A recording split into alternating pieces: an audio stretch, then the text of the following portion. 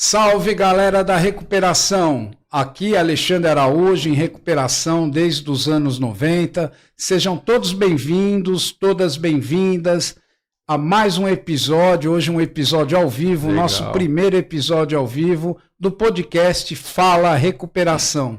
Aqui não tem espaço para o preconceito, para o estigma, para a discriminação. Esse podcast tem a missão de criar uma cultura de recuperação onde qualquer pessoa que tenha problema com álcool, com droga, comportamentos compulsivos, possa pedir ajuda sem sentir vergonha, sem se sentir culpada. Aqui o nosso propósito é acolhimento, através de histórias de superação.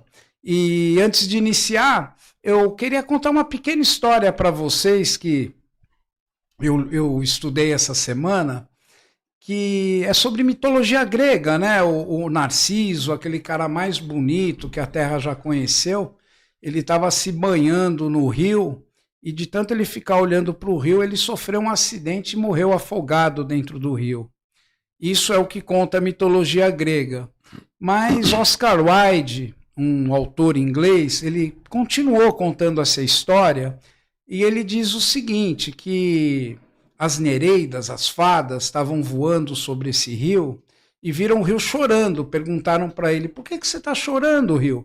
O rio falou, eu choro pela morte de Narciso. Aí as fadas falaram, nossa, mas Narciso era bonito, Narciso era muito, muito belo, é natural que você chore pela morte dele, é uma tristeza. Aí o rio falou assim, não é pela morte de Narciso que eu estou chorando, é porque quando Narciso se espelhava nas minhas águas, eu podia ver minha própria beleza refletida nos olhos dele. E eu estou dizendo isso por quê, gente? Porque eu sei que vocês da comunidade Eremos de Atibaia estão acompanhando a gente, estão conosco, é um prazer estar com vocês aqui. E eu queria mandar um abraço e dizer que esse momento que vocês estão aí é um momento ótimo para cada um procurar o que tem de melhor, o que tem de mais bonito, né?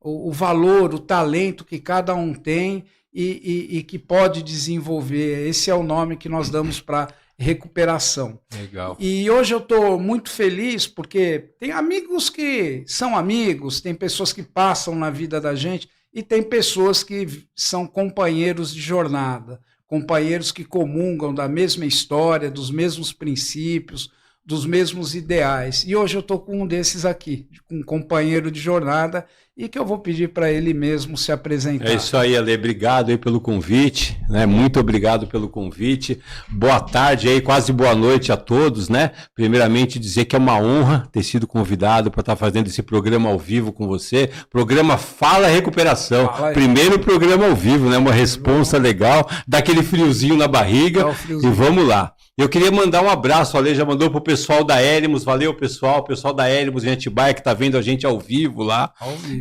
E assim, Ale, hoje eu sou sócio da Eremos em Atibaia, sou uma pessoa em recuperação também, né? Faço parte do conselho, né, de álcool e drogas de Atibaia, do Comad, faço parte da BEAD também e sou uma pessoa em recuperação. Tem uma história aí de superação, né, cara? Tem hoje 56 anos de vida, né? E só por hoje aí quase 11 anos em sobriedade. E quero dividir com o pessoal essa história aí, né? E o propósito do podcast, Álvaro, é justamente esse, porque histórias de recuperação têm um poder de transformar, tem um poder de impactar a vida de outros, né? E nós temos uma cultura... A cultura no Brasil ainda trata a dependência química como um problema de caráter, um problema moral, e isso gerou um preconceito estrutural. Você vê, uma pessoa não pode chegar para um colega de trabalho e falar, cara, eu estou com vontade de usar, me ajuda, porque ele vai ser discriminado. Diferente de um cara com câncer, com HIV, uma pressão baixa. Vai ter empatia, vai ter compaixão. Né? Outras doenças crônicas, a pessoa... tem empatia. Então, o nosso objetivo é esse mesmo, é você partilhar essa história que você vem construindo ao longo da sua vida de superação. E para a gente poder, Álvaro, dar início, é muito importante a gente saber de onde você veio, quem você é, quantos irmãos, onde você nasceu, como é que foi, se foi pai, morou com seus pais, morou com a sua mãe, como que foi, como que é a sua história, como que você começou a sua vida? Ale, eu sou baiano, Nasci numa cidadezinha chamada Jaguaquara, na Bahia. Jaguaquara. Então eu vim para São Paulo com 5 meses. Ah, né? tipo exportação. Tipo exportação. Vim para cá. Naquela época, na década de 70, né? Eu nasci em 70, então eu tive uma infância de um pai separado da minha mãe, né? Morava eu, minha irmã, e meu pai tinha uma outra companheira que ele vivia junto, tinha mais 2 filhos com essa mulher, então eu tive essa infância aí com uma ausência paterna, e foi uma infância com muito conflito familiar, porque era uma mulher de um lado, outra do outro, e tinha aquele conflito, sabe? De uma falar da outra, aquela confusão. Ah, eles tinham contato. Exatamente. Então, a coisa acabou sendo meio bagunçada, assim. Essa referência. Muita briga, muito problema, né, cara? Então, assim, eu com 11 anos de idade, com 12 anos de idade, morava em São Paulo, ali na região da Avenida Paulista, né? E fui estudar. Minha avó pagava para mim o Colégio Imaculada Conceição na Paulista. Que é um bom colégio. É um bom colégio na época. E aí eu estudei lá até a 5ª série. Só que meus comportamentos, hoje olhando, eu já vi que eram comportamentos diferentes, cara. O que eu fazia? Eu morava ali no Paraíso, na Bílio Soares, e aí eu em casa, eu morava num prédio no 12º andar. O pessoal saía, eu começava a jogar coisa da janela lá de cima. Abria a geladeira, jogava cenoura, jogava ovo na casa dos vizinhos. E uma vez um comportamento transgressor. Transgressor, sabe, irmão? Eu vejo, hoje, sendo da área da saúde mental, eu vejo que aquilo já era um sintoma meu de sofrimento. Eu não tinha para quem falar do meu sentimento, da minha emoção, do que se passava dentro de mim. E aí, quando eu chego naquele colégio público, tinha uma galera, aquela galera, você lembra daquele tempo? Falava o pessoal do fundão. E eu era um adolescente com 12 anos, que me achava feio. Ser baiano naquela época em São Paulo era assim, ó, tinha um preconceito. Então, por exemplo, alguém chegava na escola com uma roupa que não combinava, era, olha que baianada. Nossa, então, quando o pessoal perguntava para mim assim, onde você nasceu? Eu era criança, eu falava em São Paulo, porque eu tinha vergonha. Porque tudo que era errado era baianada. Errou um gol no futebol, nossa, que baianada. E aí eu sofria esse estigma, esse preconceito, cara. Isso diminuiu muito, cara, muito. No Rio era Paraíba e em São Paulo era baianada. Você vê como é possível. Sim, as mudanças, né? Não, porque, por exemplo, tem uma palavra no movimento nosso que eu detesto, cara. Eu tenho ojeriza, é recaída. Cara. Recaída, exatamente. Nossa, eu acho que carimbo, cara, exatamente. Dá um ar de fracasso, de vergonha. E outra, recaiu? O que eu falo pro pessoal? Só fazer um parênteses aqui na minha história. Muitas vezes volta um paciente pra clínica que teve uma volta a uso ou uma recaída. Quando ele chega, eu olho pra ele e falo assim, meu irmão, volte do ponto que você parou. Você já evoluiu na sua recuperação como ser humano, já evoluiu muito. Levante a sua cabeça, veja o que foi de errado e volta desse ponto. Porque senão, se deixar, o cara parece que regride tudo. Que eu acho que o próprio ambiente faz o cara regredir. A gente só voltar, acho que às vezes o pessoal faz uma confusão, né, do que é a vida real e o que é o tratamento do grupo. No grupo, os grupos de mútua ajuda, o AI, né, eles têm uma cultura lá. Mas não necessariamente aquela cultura tem que ser a cultura social, né? Sim. Porque você lá tem um propósito da sobriedade, do dia a dia, mas hoje a gente sabe que recuperação é um processo de maturidade. Eu mesmo, se você falar para mim assim, Alexandre, quanto tempo você está limpo? Eu vou falar para você 36 anos, mas em recuperação eu estou há 38. Porque eu fiquei 2 anos ainda indo e vindo dentro de clínica, porque é um processo, é uma caminhada. Aí, pessoal, é muito tempo. O Alexandre Araújo, 38 anos de sobriedade. É um exemplo para mim, irmão. E aí vai uma caminhada, né? Então, a volta ao uso, a recidiva, acho que são palavras melhores, porque elas não vêm acompanhadas de fracasso, é um processo de autoconhecimento, é aquilo que eu falei, para você olhar, a recuperação é transformar as dificuldades em saída, é conhecer novos caminhos, mas vamos voltar lá. Vamos voltar ao Álvaro adolescente. Aí chego num colégio público na Vila Mariana chamado Marechal Floriano. E qual que era o slogan do colégio? Marechal Floriano, entra burro e sai baiano. Aí eu falei, eu tô entrando baiano, o que eu vou sair? Vou sair burro? Como é que é? Tem um colégio na Vila Mariana estadual que tem até hoje, na Domingos de Moraes, na Vila Mariana. Marechal Floriano. E o pessoal brincava. Entra burro e sai baiano. Aí eu falei, tô entrando baiano. Já me sentia mal de não falar que eu era baiano. E o colégio que eu vou ainda tinha esse slogan, entra burro e sai baiano. Eu falei, tô entrando baiano, vou sair burro. Mas resumindo. E aí, resumindo, tinha o pessoal do fundão e eu fui buscar aceitação com aqueles caras. Porque eu era tímido, gordinho, peitudinho, tinha vergonha de tirar a camisa em jogo de futebol, tímido com menina de um nível assim de dar... Cara, quando uma menina se aproximava de mim, eu era tão tímido que dava até umas alfinetadas na minha cabeça, assim, de timidez. Eu queria, se tivesse um buraco pra eu abrir e me esconder. Na hora que aqueles caras me chamaram pro fundão, eu me senti acolhido por eles. E aí, só pra terminar, o que eles fizeram? Fizeram os aviões de papel, tacaram fogo com isqueiro e jogaram lá na frente. A classe tomou 3 dias de suspensão. E eles me levaram para fumar um cigarro desse tamanho que eu não sabia o que era um baseado de maconha. Dali, fomos para um boteco, me deram 5 porradinhas, que era pinga com cachaça. Eu tinha 12 anos. Tive um coma alcoólica na porta da escola e acordei no hospital tomando soro com 12 anos de idade. Então, assim, só para dar um exemplo pro pessoal, como é importante a gente cuidar dos nossos filhos, da emoção, do sentimento dos nossos filhos, dos adolescentes, que muitas vezes um primeiro uso é em razão dessas dificuldades emocionais que o adolescente tem, né? E daí foi uma história, né? De bebendo e tudo isso, né? O tempo foi passando. O que me impressiona aí, né? No que você está dizendo com uma tanta autenticidade que fica legal para a gente falar, porque assim, tem uma máxima, né? Que assim, a pessoa não tem problema e vai usar. Eu penso que os maiores problemas hoje da dependência é disponibilidade, preço baixo e fácil acesso. Poxa, pelo pouco que você falou, já dava para perceber que você chegou entrando na tua adolescência, que é aquela época que você abre o olho e começa a ver as menininhas, a ver os caras, porque até então teu mundo se resume à tua casa. Sim. Você entra na adolescência, abre, né, novas conexões, tal.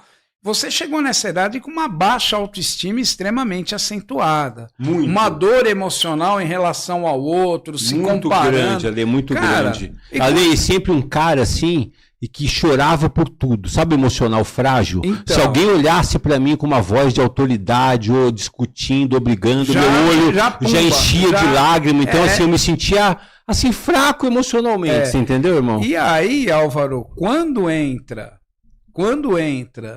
a droga, é um baita de um alívio. Nossa, meu irmão do céu. No outro dia... falar que a droga... Alexandre, pensa no seguinte, irmão. Ó, tua mãe fala pra você, droga faz mal. Você irmão, eu cheguei na escola do outro dia, eu virei um herói, irmão. Eu virei um herói. Sabe por quê?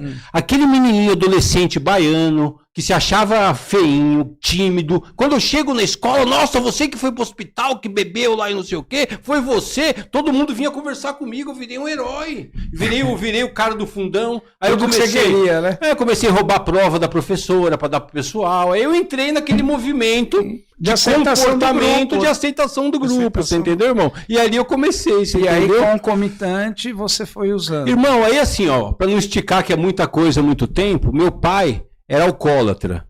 Só que eu não comecei a beber por causa do meu pai, porque meu pai volta a beber quando eu tinha 16 anos de idade. E eu já bebia e usava maconha. Só que meu pai voltou a beber com tudo, voltou a beber muito. E eu comecei com 16 anos a beber com meu pai. E era pro meu pai um negócio beber com filhos, 2 São Paulinos. Aí meu pai me pegava, beijava na boca, bêbado. Aí a gente bebendo, viajava pra Bahia, tudo bebendo, né? Não ia pra lugar nenhum. Montava empresa, viajava pra Bahia, comprava passagem, depois cancelava. Bebendo. E naturalmente. Uma coisa utópica, né, cara? Uma coisa altruísta. E aí eu fui bebendo, esse consumo de álcool foi aumentando na minha vida, mas fiz minha faculdade, me formei, sou economista de formação de base, mas sempre bebendo no bar da faculdade. Bom, com 35 anos, casei com 30 anos, com 35 tive a minha filha, a Luísa, que hoje tem 20 anos, está fazendo jornalismo, uma princesa linda, está indo super bem na vida dela. Um beijo, Lu, te amo, a Giovana filha. Também. E um beijo pra Gi também, te amo, filha. E aí, com 35 anos, eu fui numa final do São Paulo e Atlético Paranaense da Libertadores de 2005. O ano que a Luísa nasceu. Olha que coisa, cara. No ano que a minha filha nasceu. Bom, bebi toda, São Paulo foi campeão, fui pra Paulista comemorar. Encontrei um amigo, subimos pro apartamento, o que o cara fez? Encheu a mesa de cocaína.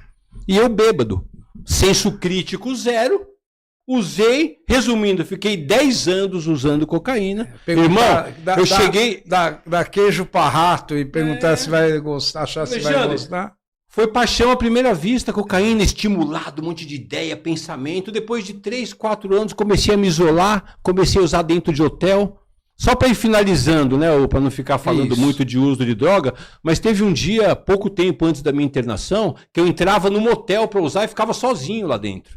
Só que eu tinha tanta paranoia, por isso que tem esse estigma de chamar o dependente químico de nóia, porque tem essas paranoias. Eu achava que a polícia ia chegar dentro do motel. O que eu fazia? E com medo da polícia pegar droga comigo, eu usava tudo de uma vez, aquela quantidade gigante. E teve um dia, irmão, que eu tive certeza que eu tava tendo uma overdose, que eu ia morrer. Minha cabeça puxava assim pra cima, eu falei, tô morrendo. Como eu sou um cara que eu tinha muita fé, eu só pedia perdão pra Deus e pedia pra ele assim, chorando. Deus, me ajuda que a minha família chegue aqui com uma ambulância pra me salvar, que alguém descubra que eu tô aqui, porque eu não conseguia nem esticar o braço pra pegar o telefone. Eu sei como é que é. Entendeu? Então é assim, no último ano eu ia buscar droga chorando, né? E foi quando, num dia, sozinho no motel, depois de estar fora de casa um dia, acabou a droga dentro do hotel, eu dobrei meu joelho, e é legal porque a recuperação é livre, né? Mas o poder superior que eu compreendo, eu dobrei meu joelho pro Deus que eu compreendo, né? Que é o Jesus da paz e amor, né, cara? E troquei ideia com ele na real, falei, Deus, eu não aguento mais, me tira dessa. Quando me veio um pensamento, se interna. E a partir daí começa a minha história, um tratamento numa clínica, e vem a minha história nessa área aí da saúde mental, mas né? Tem algumas coisas que a gente pode comentar, né? Efetivamente, como que a droga ela fica igual café com leite, né? Uma mistura homogênea e que parece que funciona mesmo, né? Parece que funciona para o namoro, para as amizades, para alegria, para timidez, parece, né? E é real, por um período funciona bem, né? Até que chega uma hora que é aquele jargão que fala, te dá asa para voar, mas te tira o céu. E eu sempre falo para as pessoas, falei isso já em 10 programas, vou falar hoje de novo. Parece que as pessoas que têm sucesso maior na recuperação é aquelas que têm vontade de viver, né, meu? Quando a vontade de viver é maior daquela de morrer, né? Concordo. Comigo foi assim, Concordo. sabe? A minha vontade de viver foi muito maior, cara. Eu via que minha vida estava se esvaindo, assim. Sim. Eu falei, não, cara, eu preciso fazer alguma coisa, não vou morrer desse jeito, né? A pessoa que eu sou hoje, engajado, sonhava em ser. Mas eu falei, eu vou morrer assim, tá. Então, esse você pode me dizer, então, que foi o ponto de virada? Foi, irmão, naquele momento lá. Você falasse assim, como Deus passou na tua vida e assoprou. Cara, foi aí? Então, só que assim, tive esse pensamento, se interna. Dentro de um hotel, sozinho, com vergonha de voltar para casa, sem esperança, sem saber o que fazer. Só que a partir daquele momento que vem aquele pensamento se interna, foi tão forte, irmão, que eu me levantei, tomei um banho, me troquei, fui para casa, 6 horas da manhã, Maria abre a porta. Amor, beijo, guerreira que não desistiu de mim, a Maria, grande Maria. Ela abriu a porta, irmão, eu olho para ela, sabe o que eu falo? Olha a convicção que eu tive. Acabou hoje. Ela falou o quê? Eu falei, acabou hoje, eu vou me internar. E a partir daí eu fui para a clínica. E aí, irmão, pega aquele adolescente depois de 16 anos que gostava de fazer greve, que era de esquerda na época, que lutava contra o sistema. Quando eu conheço a recuperação, Alexandre, foi tão libertador para mim, irmão, que eu comecei a ver que tinha tanta ferramenta para eu ser um ser humano melhor, para eu evoluir como pessoa. Eu comecei a ver 12 passos, comecei a ver TCC, comecei a ver espiritualidade, autoconhecimento. Irmão, eu me entreguei, me joguei nisso de olho fechado certo, e fui. Né? E deu certo, porque a recuperação é exatamente isso, cara. É a gente todo dia trabalhar para ser um ser humano melhor, para ter uma qualidade de vida melhor, né, irmão? Eu falo pro pessoal, eu acho que tem 3... Eu penso, eu preciso parar a maneira de falar, eu acho. Eu penso que durante esses anos, eu cheguei à conclusão, no meu entendimento, que recuperação ela tem 3 pilares: fé, esperança e futuro. Mas quando eu falo a fé, não é a fé no sobrenatural, não é a fé religiosa. Eu falo a fé como uma porta de possibilidade, como acreditar na mudança, acreditar, né? Então, por exemplo, eu chego numa clínica, eu chego numa sala e eu tenho a fé que ali vai me ajudar.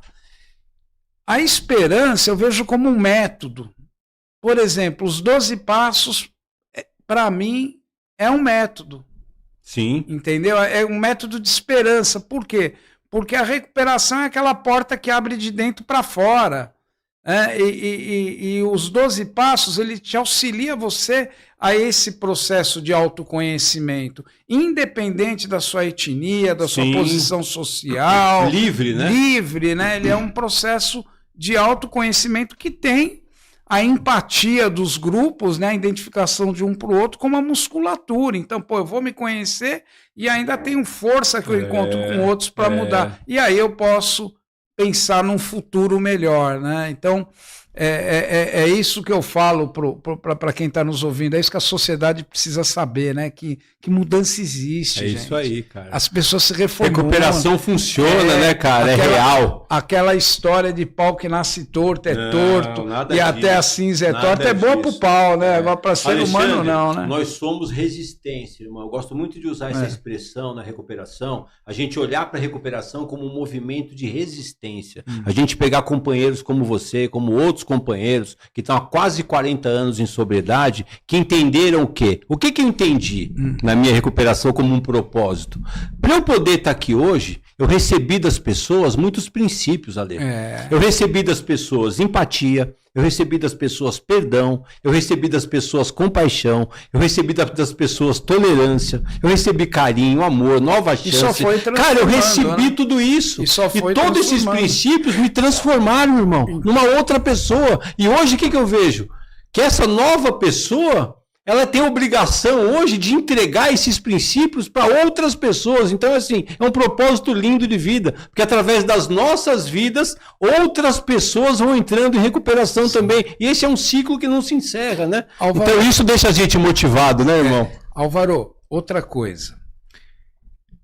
As pessoas têm uma crença errônea, e eu penso que é uma crença errônea, de que entrar em recuperação vai te trazer felicidade. E não é verdade. Não, é a vida, né?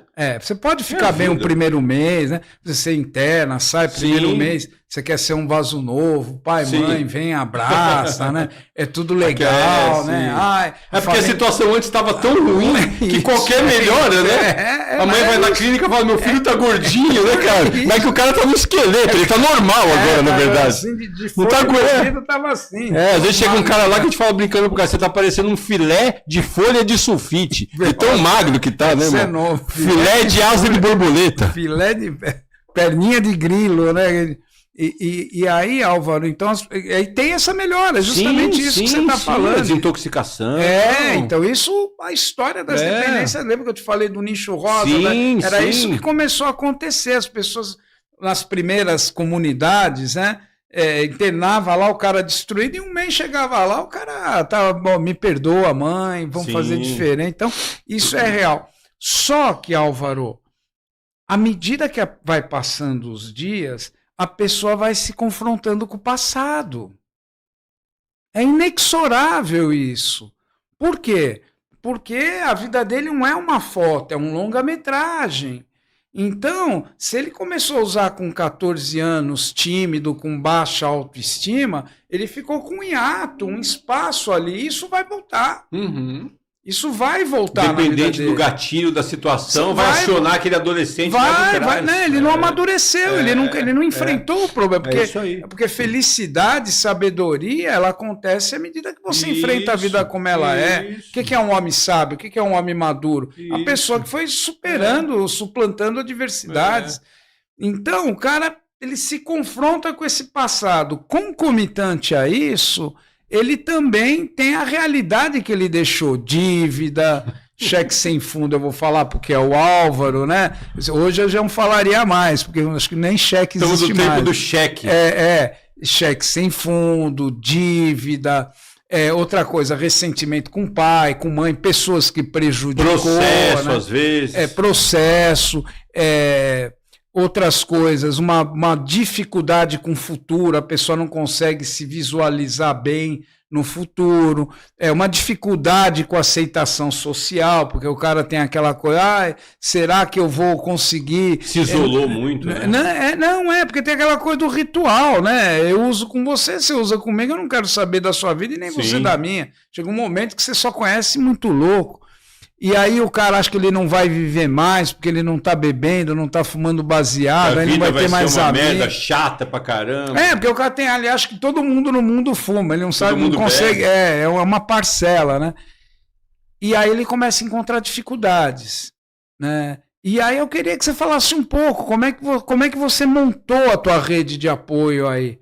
Quando você saiu, como é que você pegou, porque são vários os caminhos para recuperação. Eu vou contar para você, né? São vários os caminhos. É muito legal a pergunta que você fez, e por isso que a gente estava tomando um cafezinho na padaria. Pessoal, tem uma padaria aqui em Guarulhos, o estúdio aqui é muito bacana. Eu não combinei com o Ale na padaria. Aí eu cheguei mais cedo, eu falei, vou na padaria. Quando eu chego, quem está na mesa? O Alexandre e a Vivian, que está com a gente aqui no estúdio, estavam lá tomando um cafezinho. E lá a gente conversou um pouco. Então é assim, Ale, o que eu entendi, irmão? Que em razão de todas as dificuldades que você colocou, quando eu terminei meu tratamento, eu entendi que eu precisava ter humildade para reconhecer algumas fragilidades que eu tinha. Por exemplo, a questão financeira. Lidar com o dinheiro. Eu sempre tive uma coisa, do tipo assim, eu tive imobiliária. Às vezes demorava de fazer uma venda. Quando fazia uma venda, qual a primeira coisa que eu fazia? Ir beber para comemorar. O time ganhava, eu ia beber. Então eu sempre, domingo, almoço, beber. Sexta-feira à noite. Né? Então eu sempre estava acostumado àquela premiação, né? De ter o dinheiro ali para usar. Quando eu saí do meu tratamento, o que eu fiz? Cheguei para Maria, para minha esposa, falei, amor, a partir de hoje, deixa eu decidir com a minha psicóloga no tratamento. A partir de hoje, você que vai lidar com o recurso financeiro da família. Então a tua esposa já fez parte da tua rede. Isso, da minha rede de proteção. Como a Maria é mais organizada... Você já em grupo? Já sempre fui. Então eu saí do tratamento e já fui pro grupo direto. O grupo e a esposa. A primeira pessoa que entrou na tua rede. Exatamente. E aí o que aconteceu? Eu passei para ela e quando eu saí, eu também saí de rede social. Eu fiquei 5 anos fora de rede social. Porque eu achei que aquilo, quando eu comecei a mexer no celular, em rede social, comecei a ver algumas coisas que eu via quando eu usava droga, que eu sabia que não iam me fazer bem, que poderiam me levar para uma recaída. Então eu chamei minha filha e falei, filha, tira esse Facebook do celular do papai, que eu não vou ficar com rede social. Fiquei 5 anos sem rede social. Aí eu brinco assim, né? Eu vou completar agora 11 anos em recuperação, mas pessoal, tempo não vale nada, tá bom? É só por hoje. Mas só para vocês conhecerem a história. Cara, eu fiz um Pix, tem 8 meses.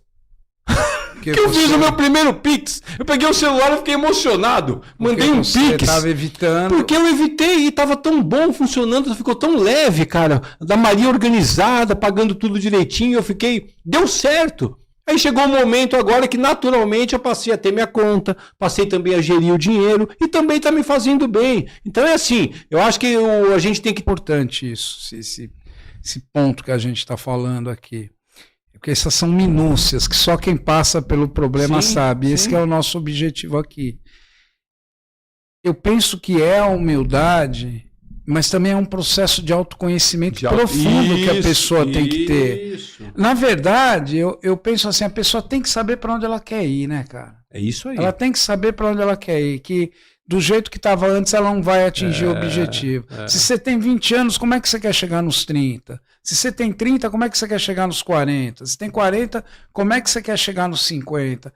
O indivíduo ele tem que visualizar, porque ele já tem consciência da dependência dele, porque o papel dos tratamentos é esse, é estabilizar a pessoa e conscientizar ela do problema dela.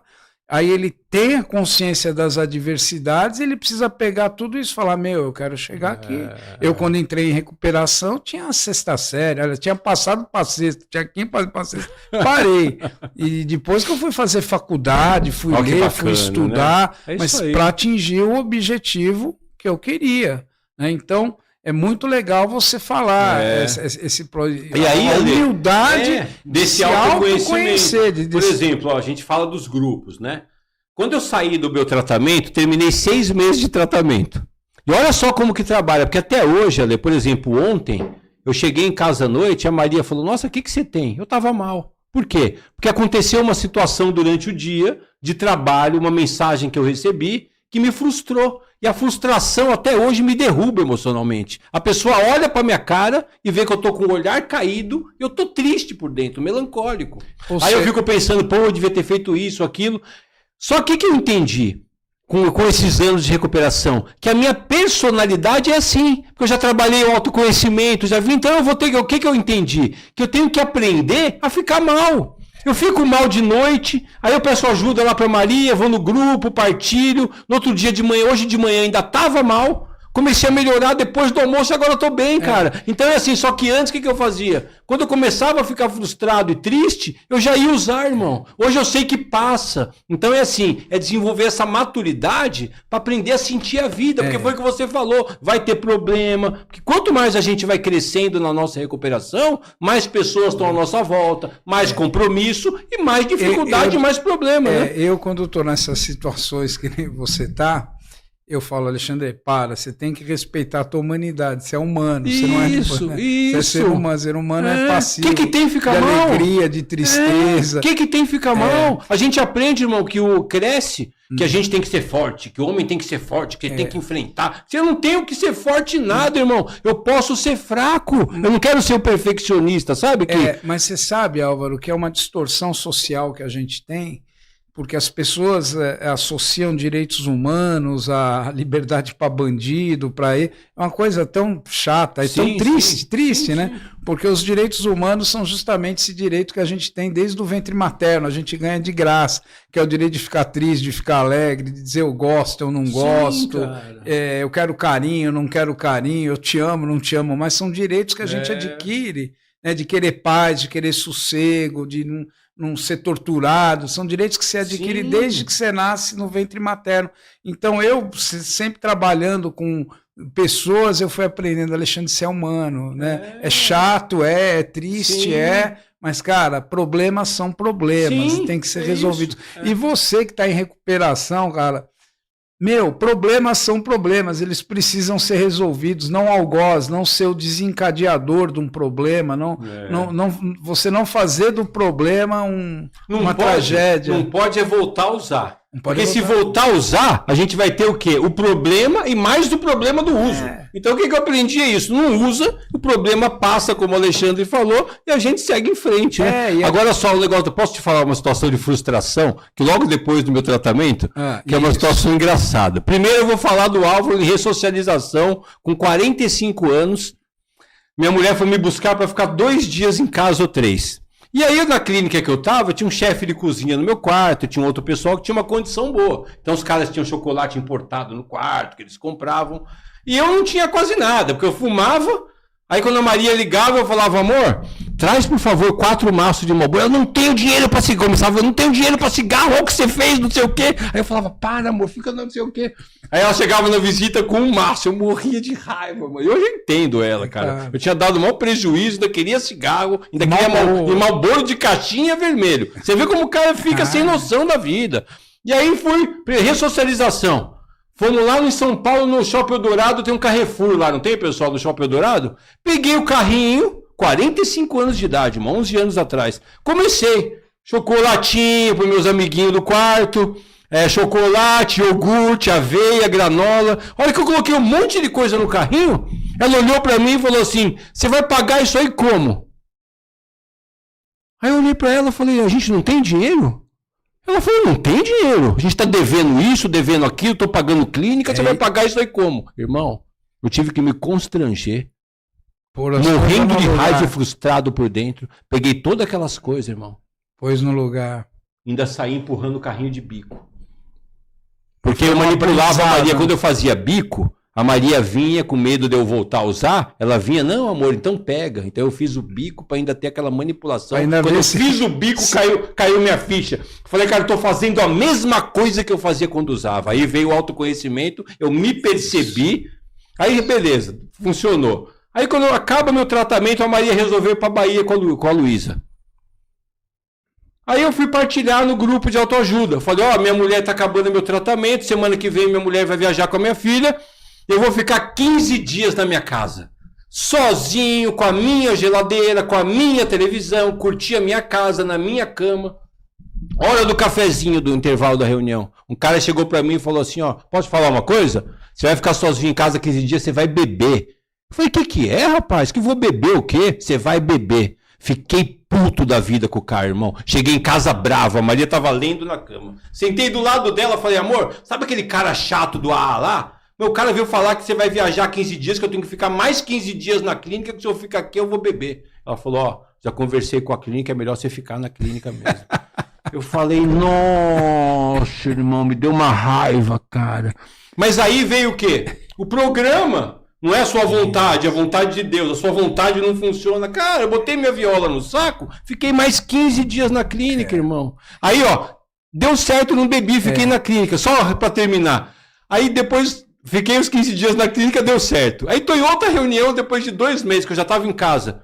Aí partilhei, porque aí eu conheci o suco de uva integral, aquele, sabe aquele bom? Eu caí nessa, Cara, eu fiquei apaixonado por aquele suco de uva. Eu liguei com um amigo meu, falei do suco, o Vicente lá do Bezerra, amigo que... Aí partilhei no grupo que eu tava tomando suco. O mesmo cara, se você ficar tomando esse suco, você vai beber. Toma esse suco depois de 1 ano. O que eu fiz?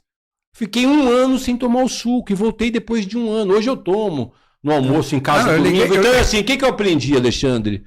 Que eu tenho que realmente ter escuta, irmão. Ter humildade para escutar as pessoas que já passaram por situações, né, irmão? Dá certo, né? Porque naquela, se eu fico os 15 dias em casa, eu não tava nem aqui hoje. Mas esse que você está dizendo é um princípio importante. Eu vou te fazer uma brincadeira aqui, só para tentar passar para quem está nos ouvindo aqui entender. Quem que estava usando droga? Eu ou você? Eu. Quem se prejudicou? Você. Eu e você. Não. Você me responde na primeira pessoa singular. Quem se prejudicou com isso? Eu. Quem perdeu dinheiro com isso? Eu. Quem prejudicou a família com isso? Eu. Quem se afastou de Deus por isso? Eu. Quem correu o risco de perder a vida? Eu. O que eu tenho a ver com isso? Nada. Quem pode resolver o problema? Eu. Só que você é autorreferente. Você é autorreferente, então você tem que confiar em alguém desse que não seja você. Sim, isso. Você precisa ver, porque você foi causador das suas dores, dos seus medos, das suas angústias, das suas transações erradas, das suas irresponsabilidades. Então você não pode confiar em você. Você precisa confiar em alguém, né? Que aí é o princípio do terceiro passo. Que a gente fica sedento de novas experiências. Mas legal isso que você está falando, porque a gente está conseguindo pegar minúcias, né? Então você me falou, tua esposa foi uma grande parceira na rede mesmo, né? Foi, cara, foi. Aí você teve o grupo, você pôs médico também na tua rede de apoio? Cara, não, porque eu não tomei medicação. Eu fiz um tratamento que eu não precisei. Terapia, você colocou? Eu sou dependente químico, né? Eu tenho um diagnóstico de dependência química, né? 14.2, que é... Pessoal, 14.2 é o CID da dependência de cocaína e crack. 10.2 é o CID da dependência de álcool, né? Então, se eu for pegar meu prontuário do tratamento, tem esses 2 CIDs lá. E eu não tinha nenhum transtorno associado, então não precisei tomar medicamento. Então, não precisei de médico. Não precisou de acompanhamento. Fiquei muitos anos indo no grupo, sem psicólogo, porque a grana também estava apertada, mas eu poderia ter procurado. Mas agora, de 1 ano e meio para cá, eu comecei a fazer terapia com um cara fantástico, que, nossa, eu tive uma evolução fantástica, Você cara. Colocou na sua rede. Coloquei na minha rede a terapia também, você entendeu, irmão? Eu falo isso para as pessoas e é muito importante, cara. A pensar como que o grupo, né, os grupos de mútua ajuda que têm os melhores resultados, casam com um monte de coisa, né? Isso é muito Só legal. Faz a recuperação ficar mais forte.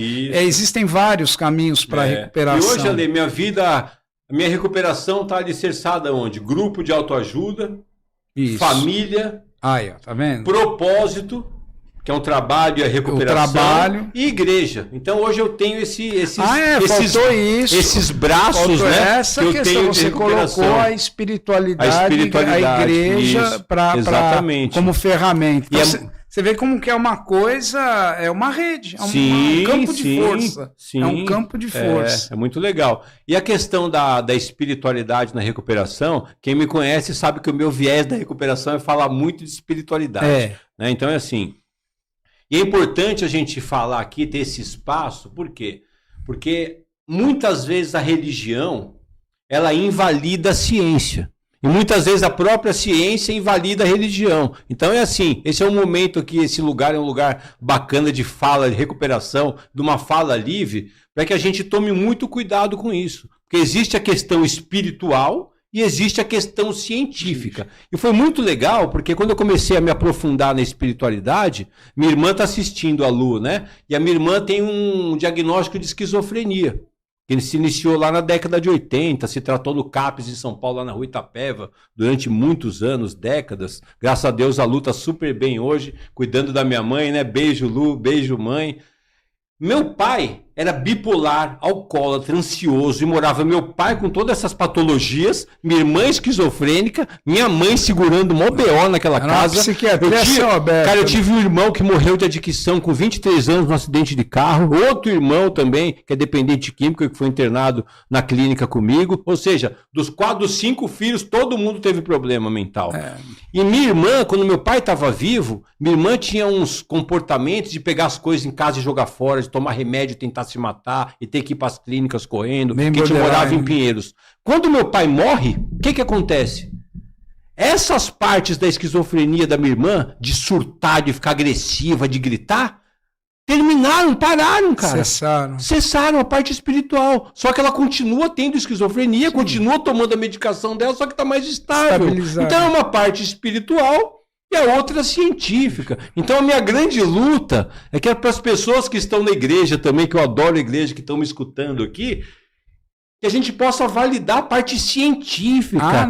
As dependências são problema de saúde mental, cara. Sabe? Deixa... A pessoa vai tratar do problema dela com o médico, com o psicólogo, e na igreja ela vai cuidar do espiritual dela. Mas você saber dividir bem as coisas, né? Sabe o que eu acho assim eu não vou usar essa expressão, um contrassenso, eu vou usar essa palavra de alguns religiosos, porque, poxa, se a ciência avançou até aqui é porque então Deus deu a capacidade. Não seria mais ou menos isso.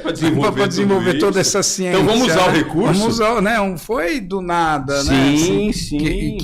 Que brotou isso, né? Isso de alguma forma veio. Bom, nosso tempo já está caminhando para o finalzinho, passa rapidinho. Álvaro, eu queria que... uma coisa. Você que está ouvindo a gente aí na Eremos, está no computador dentro de casa, está na igreja, onde for, vai lá, dá uma curtida, faz um comentário e se inscreva no canal para ajudar na cultura da recuperação, no crescimento. Álvaro, caminhando agora, eu queria que você falasse para 2 públicos.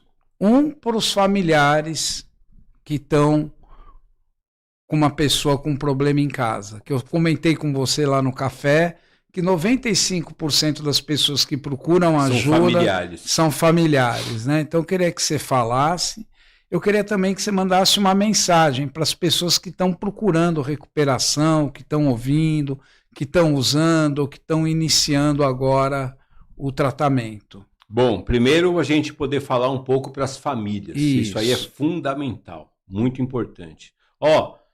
Familiar que está aqui com a gente, se você puder passar esse programa, divulga, compartilha, tá bom? Deixa uma curtida aí no Fala Recuperação, que é muito importante aí você fazer parte também desse propósito tão lindo de levar essa mensagem aí para as pessoas. Agora é assim, o que é muito difícil para um familiar? Reconhecer a impotência perante o dependente químico. Ou seja, ela faz de tudo que ela pode para a pessoa parar de usar e nada muda. Além de nada mudar, como a doença é progressiva, a situação vai piorando. E o dependente químico ele tem uma habilidade para jogar culpa no familiar, que isso aí é feito de forma artesanal. Ele pega algum momento da vida do pai, da mãe, sei lá, você separou, teve uma dificuldade, coisa que todo mundo tem, todas as famílias têm. E ele começa, mas se você não tivesse feito aquilo, eu também não estava fazendo isso. E o familiar que está adoecido, ele acaba colocando nas costas essa culpa e acaba tendo comportamentos que fazem com que a doença piore para poder aliviar essa culpa com o dependente químico. E vai ficando esse movimento doentio. Então, o que é importante que se faça?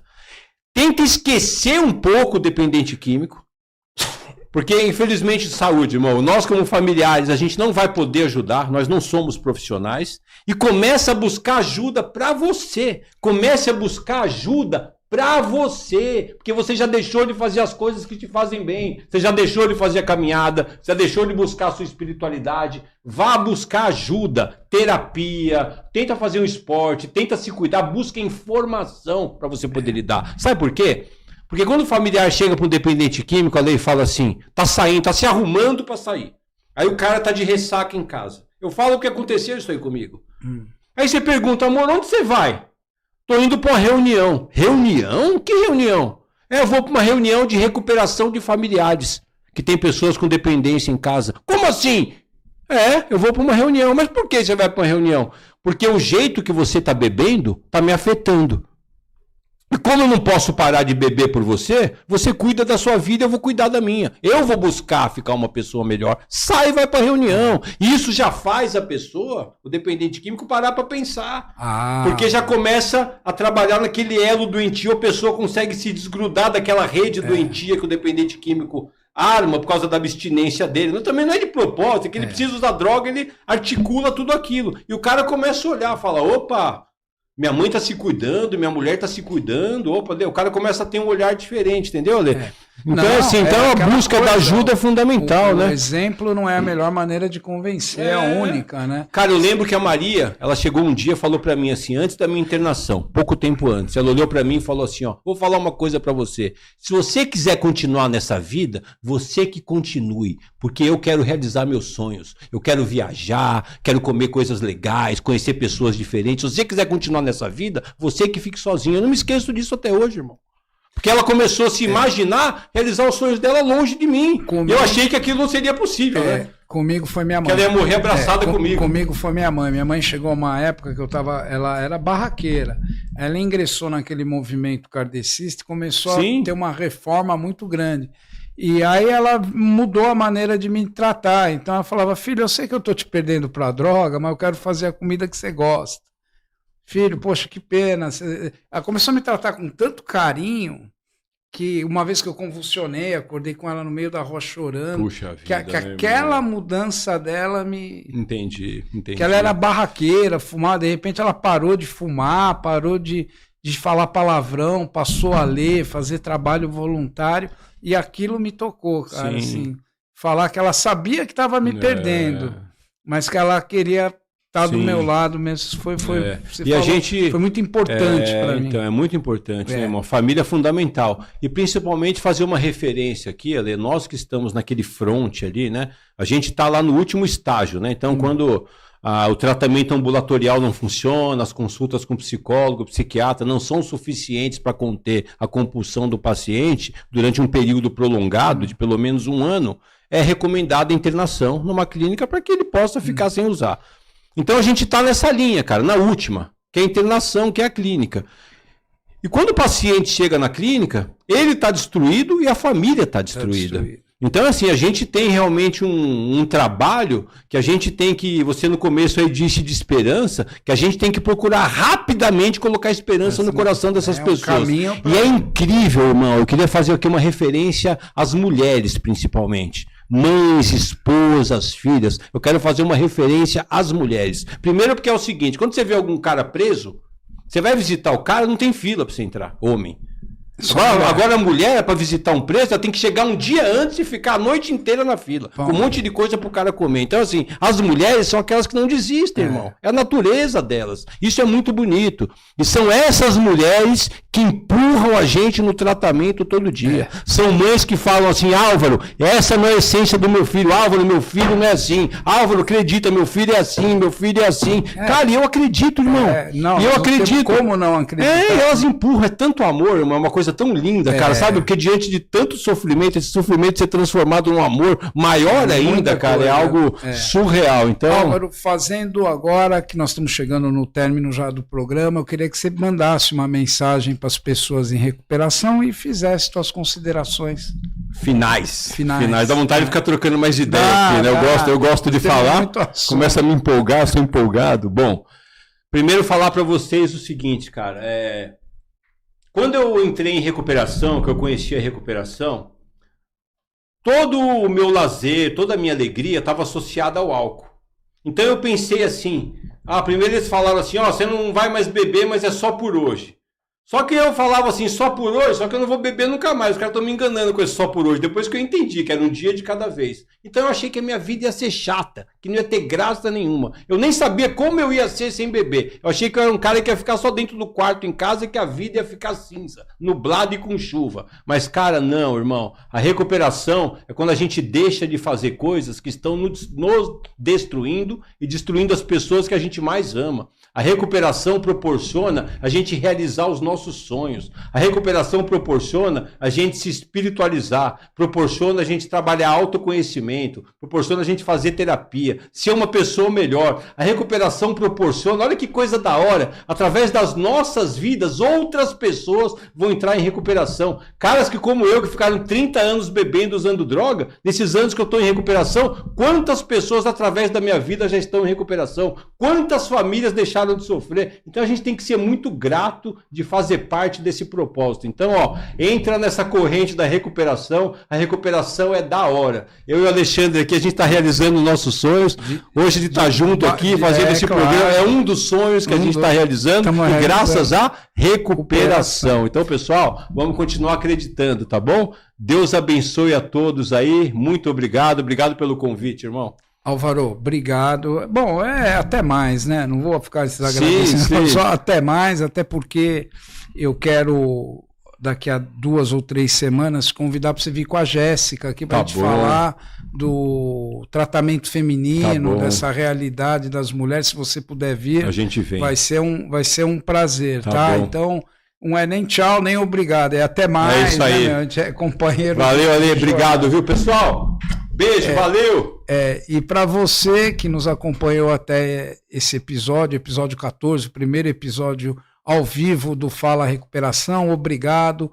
Curta, compartilhe, ajude a criar essa cultura e, acima de tudo, vamos fazer uma nova história. Vamos começar a construir uma nova história no campo das dependências. Uma história onde não vai ter lugar para o preconceito, para o estigma e para a discriminação. É isso aí, um abraço a todos.